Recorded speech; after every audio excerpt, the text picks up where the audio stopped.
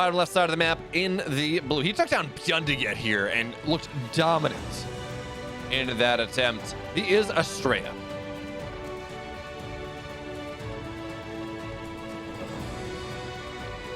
In the upper right, in the red.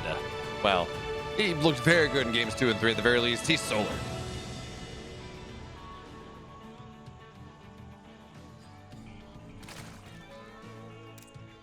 So we can assume, of course, that this is a game that Astrea was watching game number 1 or the previous series. Excuse me. There we go. We can assume he was watching Geralt versus Solar, and I'm wondering what he is going to have gleaned from watching that series. If I'm him, I'm looking at a couple things. Okay, Solar really likes his Muta transition. He tried it in all 3 games, or at least he dropped a Spire in all 3 games. It didn't work game 1. Game 2, I don't remember he did make Mutas, but game was over despite that. Game 3, similar idea. But again, he does seem to be dropping a Spire a lot. Maybe that's something Astrea can play into. There's actually a fun build that PattyMac's been doing. That is 3-gate glaives into double Stargate Phoenix, and then you go into disruptors. But if you think your opponent is going to try to counter Twilight Pressure with, well, a bunch of mutas, then maybe you can do that. But of course, we've seen Solar actually play PattyMac against that style, and he just hit it with a Roach Queen timing, and PattyMac died because you just don't have enough. You just don't have enough anything to make that happen. So unfortunate. Well, I'm not going to say unfortunately, but I don't think we're going to see that out of Astrea. It doesn't strike me as an Astrea build, to be totally honest.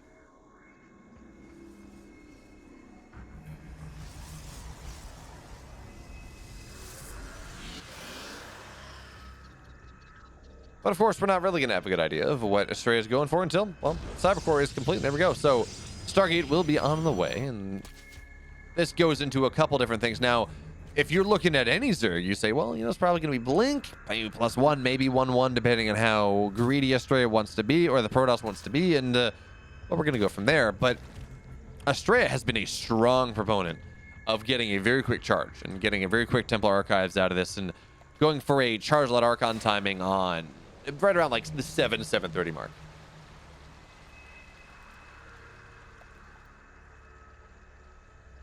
Which, of course, then does mean that you're able to go and often catch the Zerg while they're droning. Like, that's the really big deal. If they're expecting the Blink Stalker timing, and then they're going +1 melee and a lot of lings, or they say they go Scarlet 50/50, something like that, and then you just hit them with, well, a whole hell of a lot of charge lots. Their army is not prepared to deal with that one really at all. There we go. I was like, what's happening here? But for now, will be an Oracle coming out from Solar, or from Astrea. And Solar gets the scout out here. Interesting. Oh, very interesting. It's going to be a Void Ray follow-up coming from Astrea here immediately after the Oracle. And of course, this does shut down any sort of Overlord scouting, but it's still a Void Ray, and that is different. So for now, Oracle's going to fly into the Natural. We're going to see that, well, the Natural's complete, but there's nothing there, of course. He's going to get the Creep Teamer is very nice. Does mean that it's a little bit easier for him to circle between, or to punish any failure in circulation between the Natural and the main of Solar at this point. But Creep's going to spread out eventually, so this is really not going to be that big of a deal. Now, Void Ray is out, and okay, Robo's getting popped immediately here. Remember, folks, we don't have a Twilight. This is not a build. I don't think I've seen this build from Astrea. This might be going into Disruptor play.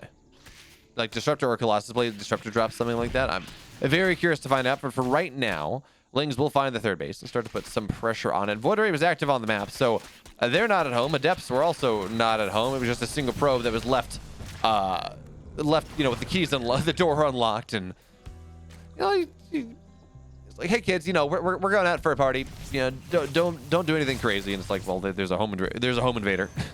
please, I need help. I need an adult. But the Oracle now will be recalled back home. That's going to be fine.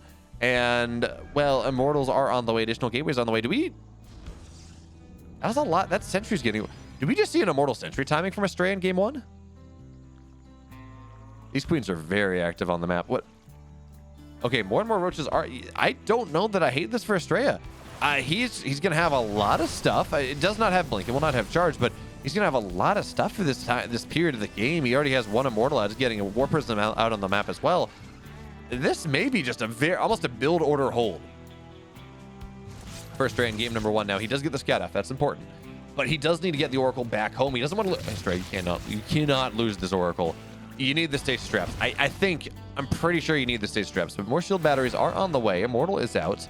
More and more stalkers are warping in, and the army supply is 20 in the lead for the Zerg. So not great for Astrea just yet, but it does have time to morph just a little bit more. The biles will get dropped here, but they're not really finding much just yet. Ling's now trying to find the way in, and actually great force fields to start here. We're going to see 2 Ravagers fall almost immediately, but Ling's, they're able to punch their way in, and now the force fields, they will get biled on down. So Astrea needs to warp something in the main base. He needs to respond to this one, and he is warping in a couple zealots. Looks like this is going to be dealt with for the most part, but he still has to take this fight at the front, and you're so afraid of these biles. Now, the biles get dropped here on the pylon. That is actually so important. It's powering the robo. It's powering 2 gateways, but for right now, shield battery overcharge is keeping things alive. Void Ray will fall, and this is starting to become maybe a problem, but also, actually, I think this might be a hold. Actually, Queens are going to start to fall. The robo, the gateways, they do get depowered, but there are 4 more where that came from. So as long as you keep this Immortal alive, it really is not the end of the world. Remember, there is no energy on these Queens, and now the Void Ray, or excuse me, the Oracle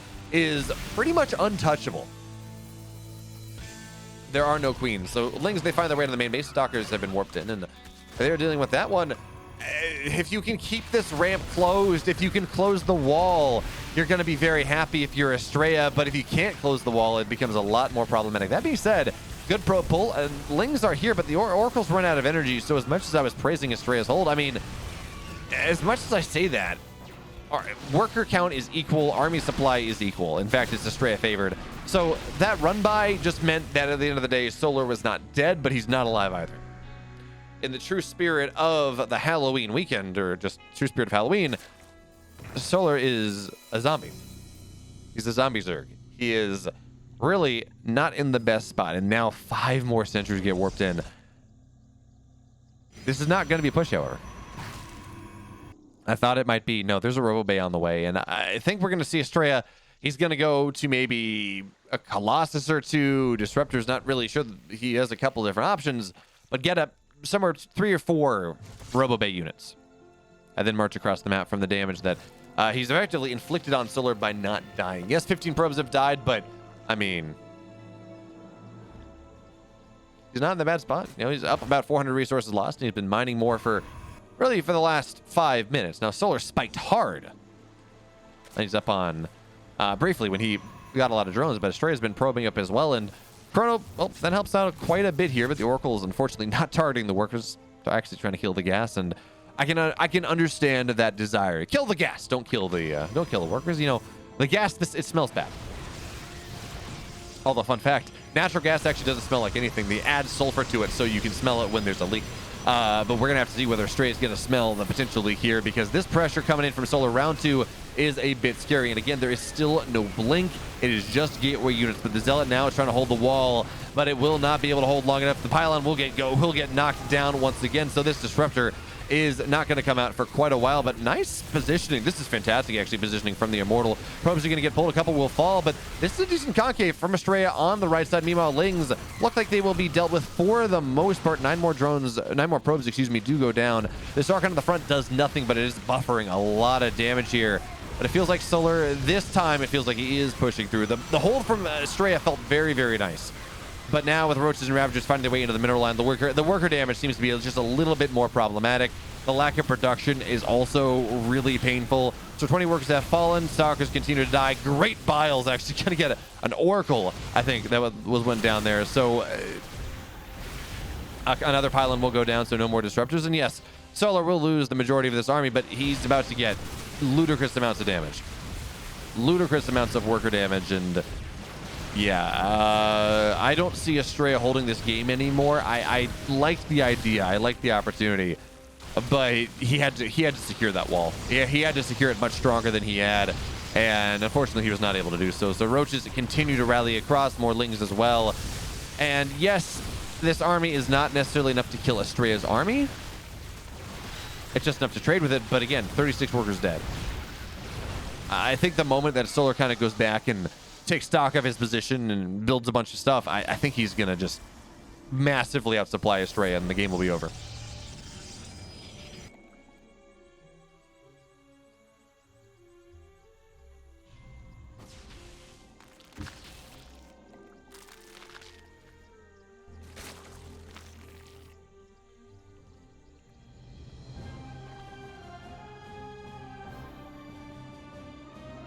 So +1 on the way, Bailey speed on the way, and Solar, he's only on 58 workers.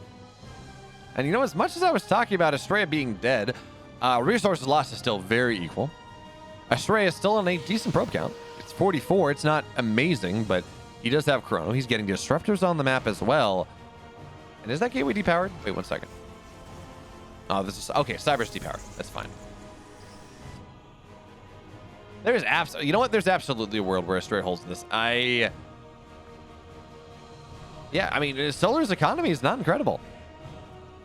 He's spiked a little bit over the last couple minutes, but not to 70, 80 workers that you kind of want here. When Blink's +1 and like say 4 or 5 disruptors are done, Astrea has a very real shot of taking a fight. Now, of course, just because you have a shot doesn't mean you're going to actually take the fight. Disruptor assassination on a queen. Pop, pop. Queen is dead. But again, just because you have the shot at taking the fight doesn't mean you actually will take the fight. And that is a lot of Banelings. That's a lot of Banelings morphing in. Baneling speed, centrifugal hooks done in 5 seconds. Right as Astrea is trying to posture for that 4th base. He's not going to be allowed to take that 4th base. I don't think. It's a nice fantasy, but I don't believe it will be a beautiful reality. Is now disruptors on the low ground looking for a big shot. It's not going to find it. But there are no disruptors to deal with the Banelings that are now running into this base, and Astrea's not even trying to pull. He's got to take the fight at the front, and he's going to lose. Oh my goodness, that's a shot to maybe bring him back to this game, but he lost so much already that he needs far, far more. And I think he just lost a lot of disruptors at the start of this fight that we did not see. So, well, maybe there's another disruptor on the map right now. Stalkers actually blink forward, and there's a shot. Maybe it gets a lot, but yeah, it's not enough. Astrea holds on. He holds on. He holds on, but unfortunately, Solar just tries one finger off at a time, and he got a game 1 win. In the bottom left, folks, in the blue, he's down 1 game in this series. Again, multiple opportunities, but not quite enough. He's Astrea.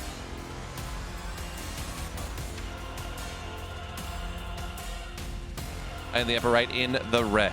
Up 1 game to 0. Relentless. Relentless all-ins on Waterfall. It's Solar.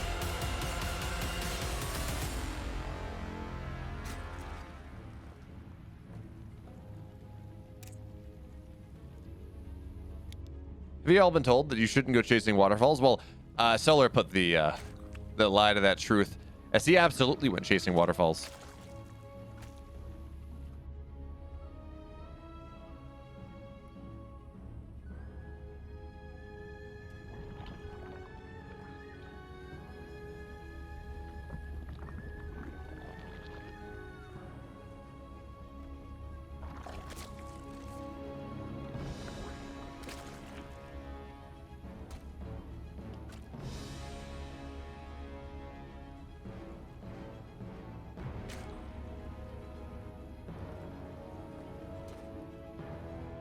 So what do we see in game 2? I really didn't help. Honestly, outside of the Voidray being maybe a bit interesting, I didn't really hate what I saw from Astrea in that game. I thought some of the stuff, like going all those Immortals was interesting, was weird. But it gave him the best chance to make the hold happen.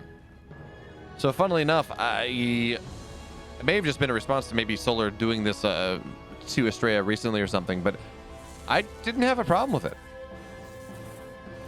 I thought it was fine. I do think just the big question, though, is, well, Astrea has to just, honestly, he has to hold his natural a little bit better.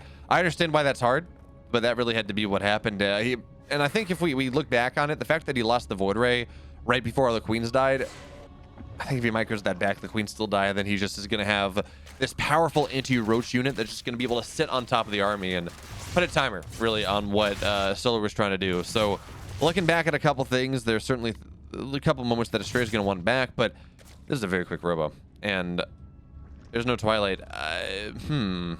Astrea really likes his quick robos in this series. Now, Hero has been doing some interesting things with quick robos into whatever tech he wants, where the robo just gets a warp prism and he just builds a couple units and goes through a drop and kind of puts pressure on. Okay, the Adepts will complete the shade. One worker goes down pretty much immediately, and there's the second one. And unlike Gerald, Astrea shades in and he's just going to teleport right back home. So 2 workers fall. He keeps the Adepts alive. Absolutely worthwhile. Absolutely, undoubtedly worthwhile. But it's going to be an Immortal and a Sentry on the way. We're going to keep an eye on how many Sentries get made, and importantly, how much gas is taken. Right now, we're only on 2. And honestly, the fact that it's only 2 gas, that we don't see any gases on the natural at this 330 mark, is kind of a tell that Astrea is doing something a little bit funky by itself, in and of itself. But of course, Solo doesn't really know that, so he's getting a quick virtual one, though. The lack of third base is starting to spook him out a little bit, and even as it is Halloween, and therefore you want to be spooky, or you want to be spooked, not in this way.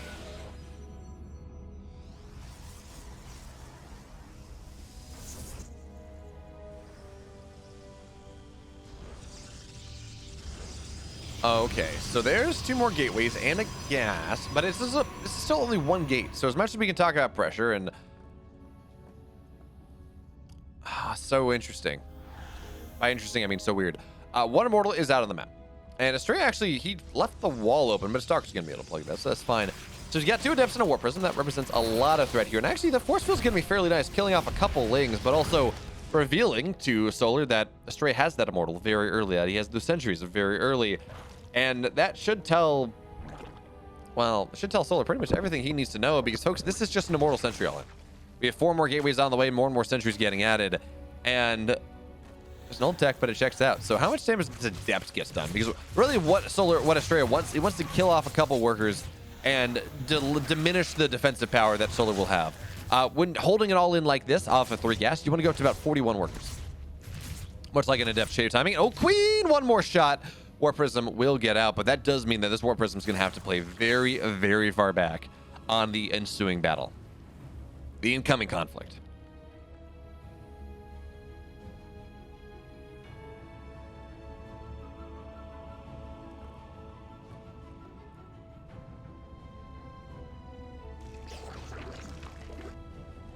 And here comes the army of Astrea.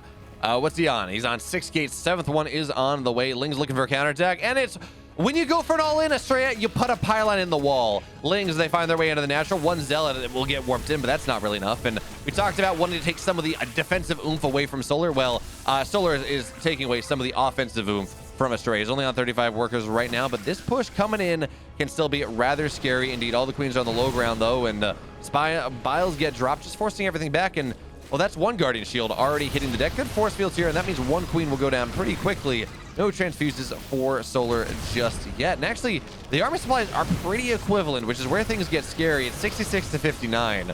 If we ever see the Protoss start to go ahead, or even in that regard, that's where things get really, truly terrifying. But for right now, the Biles, they're trying to land. They're not really getting too much of anything just yet. Good force fields, and Astrea's starting to make this work. In fact, I think he is making this work. The Roaches, they're starting to get pretty heavily chunked down here. Biles, oh, that's great, Biles. A couple Stalkers fall, and that puts Solar in a little bit better of a position as he retreats to find the high ground. Queens, that's a very low Queen, but Drone's now going to get pulled. We're going to see a lot of... This is actually so important. The Sentries are now going to fall, which means no more Force Fields, which means no more Guardian Shield. The Biles are not going to hit the Warp Prism, despite it being so gosh darn low. Astrea now, does he have the opportunity here? The drones have been pulled. Solar, he's got to keep himself alive, but only 7 workers go down. He's still on 40, and Astrea is being chased back from whence he came. If those Biles landed, Astrea would be dead. But now he's got an opportunity, at the very least, to make something happen. More Zealots. The Zealots that warped in at home to keep Astrea alive, they're going to run onto the other side of the map. But Solar, now he has the time to go inject. He can get more larvae. He can build more units. When you're a Zerg trying to hold an all-in like this, all you need is time. Not the Terran player from China, but just the actual seconds on the clock. So now, once again, we see the Immortals run forward. Sentries, more of them have been warped in, but Biles drop on. Actually, the force fields, they don't even really matter all that much. Biles killed a couple, but honestly, a lot of them just timed out without really doing all that much, and this concave from Solar is pretty nice. So Ling run by is not going to find much, but now it's a Ling surround on the bottom side, and What does this mean? It looks like the Lings will find a bunch of Zealots, but actually that is just... Okay, the wall is actually going to get completed now, so there's that. Someone might try to break this down anyways. And I think he will, but with his Zealots warping it at home, he's not going to be able to make this happen. And this force field, once again, they're just gonna get popped. So we're starting to see why this build is not nearly as popular as another Immortal will fall. Astrea just doesn't have the save that he needs. Some more sentries will continue to die. Force fields, they pretty much pop as they go down, and the links around from the backside. The thing that Solar has been threatening with for quite a while, well, that should seal the deal here. Astrea is not tapping out of this game, but he's gonna get the Observer too. Nice Biles. We talked about Solar being a zombie Zerg in previous games. This is zombie toss. Astrea just trying to channel the reason for the season. But I think it's going to be very hard for Astrea to make anything happen at this point. I mean, yes, the creep has receded just a little bit, but Solar is so confident that he's got a lair on the way. And that tells you everything you really need to know here. Biles, actually, they do not hit any of the Zealots. I thought it would. But Biles, what they're doing is they're zoning the Immortals back. So the Roaches and the Ravage, they can fight. The Zealots and the Immortals can't fight. And actually, well, the Bile kills an Immortal. So only one Immortal remains. There's just not enough DPS in this army anymore. The Biles keep knocking the force fields down, and Astrea has to tap out. It's a 2-0 lead from Solar, and very much a nightmare for Astrea. The bottom right in the blue. He is down 2 games in this series. He is for AlphaX, Astrea.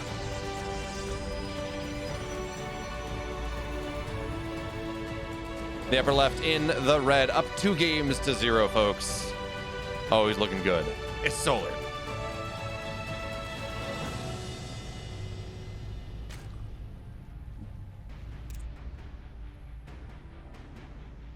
So we've seen Astrea try to go for like a similar idea. 2 games in a row, not the same build, but at the very least a similar idea.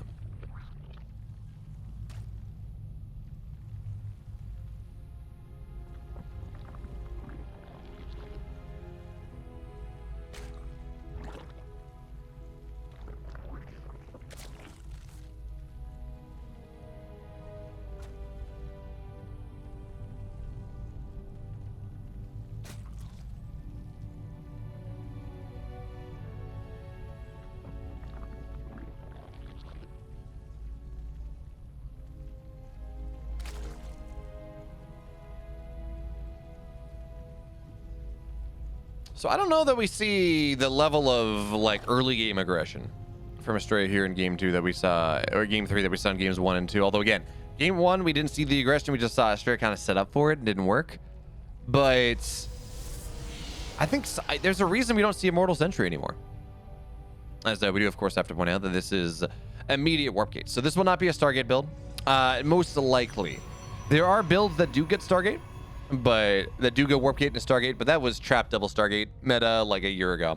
We're not really there anymore, and it will be a Robo coming in from behind this. So seems like Astrea, this is just what he wants to do, and I don't know, folks. I haven't seen anything that makes me believe in it.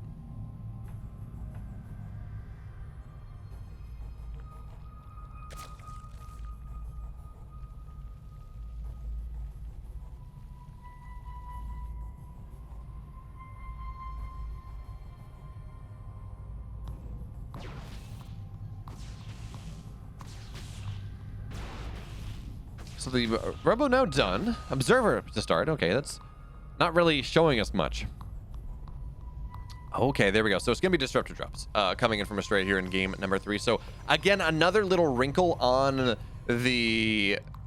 Well, just another wrinkle on the quick Robo type of play that he's been going for in the first couple games. And certainly getting Disruptors like this does keep you safe from like Roach pressure for the most part. It's so hard to micro... Well... to micro roaches against the roaches off creep, certainly against the big glowing ball of death. So it does tend to drag the game out a little bit. Muta play tends to be pretty good against this. But okay, ooh. So I'm saying this is Disruptor drops, and it probably is, but I don't know that we get a third base now. So Twilight goes down, and I'm going to assume that this is going to be for Blink behind this, and I would not be surprised to see like a Blink Disruptor timing coming in from Astrea, or if he does get a third base, Blink a double Blink double Disruptor double Colossus. But with the addition of a couple extra gateways here, which is taking us up to 5, right? Yeah, 5 gateways, or 4 gateways. Okay, there we go. There's the 5th. Astrea, this is just another wrinkle of his 2-base all-in. Just another version of it. And, okay, no charge. Oh, very interesting. So, normally when you go disruptors, you want to go blink. Because charge, it often feels kind of difficult to make sure you don't kill your own zealots with the disruptor. Because the zealots run in and disruptors want to be in the same spot. So, you either pull the zealots back from the DPS they're doing, or it gets a little awkward. So, it's going to be 6-gate charge off of disruptor play. Kind of cool. This is something that we don't see really all that often. So at the end of the day, Astrea is going to have 2 disruptors for this time. He's going to have a lot of charge lots again, going up to 8 gates. 8 gates. Okay. So this is certainly all in. I don't think I need to say that one. The question, though, is whether Solar will be ready. He's actually cut droning on 39, building some roaches right now. But Astrea's going to have a fake 3rd base. Folks, this base is not real. Do not convince yourself that this base is real, and I think a Solar may even just cancel it, because these are Zealots to defend, not Adepts, and, well, Zealots just do not fight Lings quite as well as Adepts do, even in these chokes, so they actually get forced back a little bit. But more Zealots are warping in, and that's actually a nice tell. That's the 4th kill, though, not a cancel. Disruptor gets a Queen. That is just about it. And yes, that is what you want at this point. You want to snipe Queens, you want to snipe maybe Roach Clumps. But even still, Solar knows exactly. Yeah, again, he's on 40 workers. He's not. Well, he's building 1 more, I guess, going up to 41, which is that quote-unquote magic number. But he should be pumping Lings. He should be pumping Roaches, pumping Overlords to make sure he's the supply cap. But he's supply blocked right now. And the push from Astrea is happening pretty much immediately. So this is going to get a little bit scary here. Solar, he's got a Ling run by on the other side. Zealots warp in, but again, these Zealots are not all that scary when the Lings have the surround on them as they are warping in. So that's going to be a dead Stalker. These are going to be dead Zealots, and now this is a warp in of 4 Zealots forced at home. But Zealots on the other side immediately. They're here. They're scary. Disruptors, they get dropped on top of everything, all 3 of them. Queens have to be so careful, and they will go kerblam. Actually, they're not going to go kerblam there. Nice splits coming in from Solar. His transfuses, he just doesn't have enough energy for them right now, but he barely loses anything in that trade. That's going to be 1 dead disruptor. Solar's a god. He lost 2 Queens. He lost Roach, sure, but the Queens are the whole point of that defense. He lost like 1 of them. Yeah, he lost 1 of them. The other Queen that went down was from the initial aggression a bit early on, and now Lings find their way into the main base, forcing more Zealots to warp in at home, which takes a lot of the power out of this push from Astrea. And the Lings, they find pressure in the natural. Worker count starting to go down here. Solar is looking incredible, but the Disruptor shot, you gotta be so careful there. Despite everything, doesn't matter how good your hold has been, if the Disruptor hits center mass, you got to be very afraid indeed, and that was a very nice disruptor, a couple disruptor shots. It's only 2 of them. It's not 3. So at the very least, there is that. Looks like the Ling run by has been dealt with for the most part. Biles zoning out here. 1 more Roaches on the way, more and more disruptors, or excuse me, more and more Lings as well. A layer is just about done.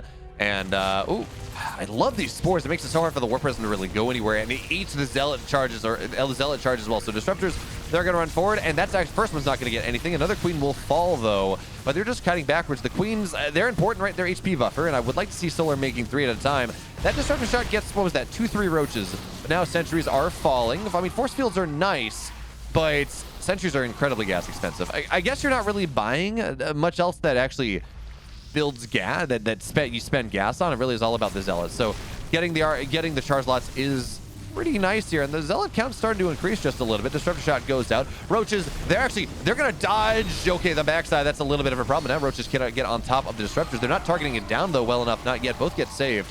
But Solar still maintains the kind of the supply lead that you're looking for at this point, and Astrea has enough money now that he's building more Disruptors. That being said, Ling run by into the main base. We've gotten a couple more workers here as the Roaches kite backwards. Lings at this point, their job is to die. Their job is to buffer the Zealot charge so the Roaches can keep fighting.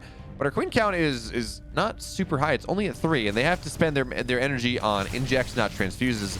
They cannot be at the front line just yet because, again, Solar needs to be able to produce. And actually, Astrea is starting to pull forward here just a little bit. Ravagers will fall. Second Disruptor shot gets a couple more Roaches. But Astrea now, he's the one that's up 20 armies. He's the one that is starting to look really good because, well, Solar's on 38 workers and Astrea's at 31. We're starting to run into larva problems. And, oh, those force fields are tremendous. But there are no Disruptor shots to really balance them out. Even still, Zealot's getting on top of all these Roaches. They cannot kite backwards. And there's the disruptor. Actually, it doesn't really get what you want. Even still, Astrea's all in this time. Makes it happen. And Astrea takes the first game in the series. In the upper left, folks, in the blue, he's down a game, but his all-in finally worked. His name, Astrea.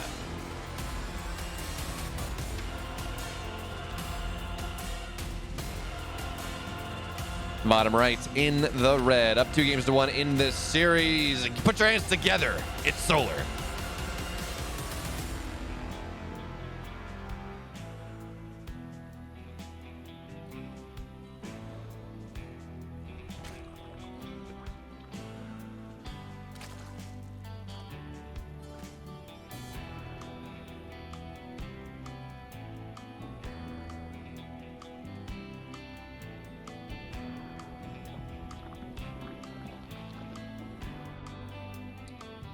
So, ooh, Astrea being a little bit.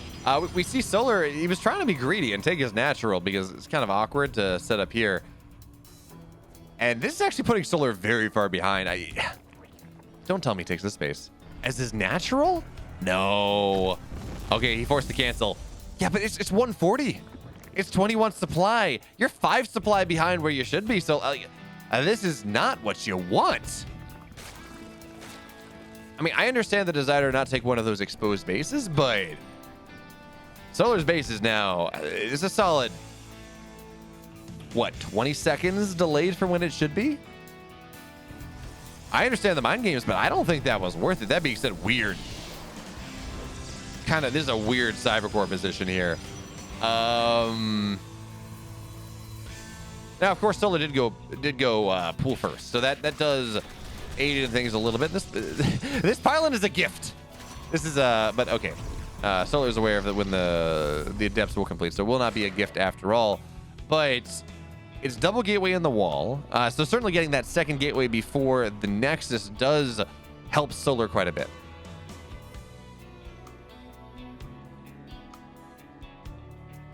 There we go. Third base on the way as well in the triangular position, not taking the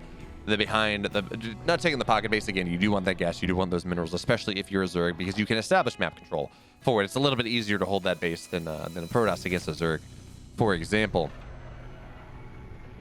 But Astrea, he's got Warp Gate on the way. He's building a Stalker, but we don't see a Robo just yet. In fact, Astrea doing an Astrea thing. It's a third base before 3 minutes.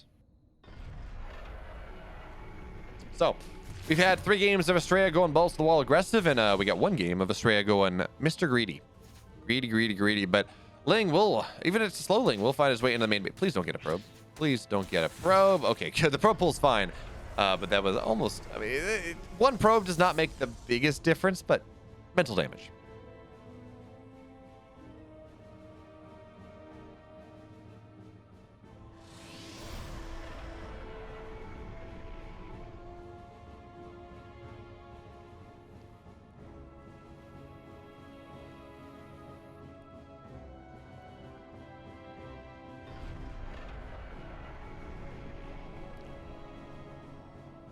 So where, I mean, I was going to say, where is Astrea going from here? But honestly, we know where he's going. You know, he's got that third base. He doesn't have to show tech for quite a while now. And I guess the question we ask ourselves then is, what exactly... Okay, there's the pylon. This could just be a pylon for a couple of adepts warping in or something. But this adept pressure coming in from Astrea is interesting because it's not real pressure, or at least it's not glaive pressure, what makes the adepts good. It's just 5 adepts running onto the other side of the map, forcing a couple extra links from Solar. But I don't think it's going to get that much done. I mean, who knows? I've been wrong before. I can be wrong again. I'd love to be wrong right now. But right now, the adepts will move in, shade backwards with 4 queens on the front lines. They're really not going to get all that much done. Trying to shade in, maybe get a drone, and no, they get damaged, but that's about it. But yes, okay, that was just, okay, that's what I was thinking. That was just for adepts. But the big deal right now is we're going to have adepts. They're going to shade into the 4th base as adepts try to shade into the natural as well. So this is super non-committal coming in from Astrea. It's 6 adepts. Although technically it was 7 adepts into the 3rd base. They're going to find a couple workers here. 4 workers have died to start, and that 5 will be the final number. But you did trade 4 adepts for it, so 6 one way, half dozen the other. But Astrea behind this double Stargate. Okay. very interesting, very new in this game, and I'm excited to see whether this is going to work out. As they depth shade in, they get a couple more workers, so 7 total in the game for 8 adepts. Getting less than 1 for 1. I don't really know how much I like it. Yes, it does slow down Solar's economy just a little bit, but on the flip side, you know, it's certainly not cost effective for the Protoss player. So Solar will scout around. He's going to see that, yes, there is no third base at the front, but that is because, of course, Astrea has opted to go for the third base behind, and that is what enables double Stargate play, much like Stargaters. Is the other map that you can go for this build as the Protoss, because when you only have one ramp to really defend, it does actually turn out pretty nicely. It means you can go into this double Stargate play and not get punished as easily. So depth shade in once again. Now this time they're getting their weight in Vespine, the weight in whatever the gas was that they got high on the supply on in the campaign. Nerazine, there we go, Nerazine gas. So they get 4 for 2. That's pretty nice. But the Phoenix, I feel like they're showing too early. We only have 5 Phoenix on the map right now, and the Queen count is high enough that I don't think this is the timing that I mean, I feel like you want to wait until you're 7-8 Phoenix, but Astrea is not waiting. He is instead moving out right now. He's going to get another drone, but spores are just about done, and in fact, well, we got more on the way. And that's big. When it's you effectively as the Zerg, you want to go 1 Stargate per base, or 1 spore per Stargate per base. So against double Stargate, 2 spores per base.